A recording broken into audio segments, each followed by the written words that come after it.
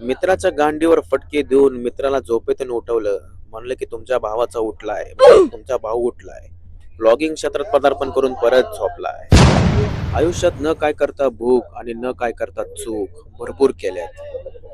भूक खूप लागली होती. बघतो तर काय मच्छी मार्केट मध्ये पोहोचलो. जायला मच्छी आणि सॉरी सातच सोडत नाही.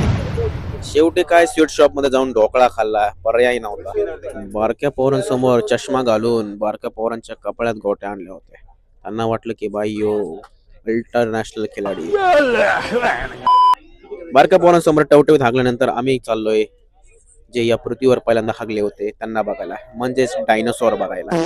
वाह, काय मोठं शेपूट आहे. डायनोसॉरचे बोचे बघितल्यानंतर फायनली आम्ही आमच्या गँग सोबत चाललो प्लॅटफॉर्म वरती. तिथे बघतो तर काय, तिथे होता माझा सगळ्यात बिगेस्ट फॅन. सगळे कार्यकर्ते स्टेशनला जमा झाले. ही तर फक्त सुरुवात होती. अजून तर भरपूर बकचोदी येणे बाकी आहे. त्यामुळे बघत राहा आपले व्लॉग्स.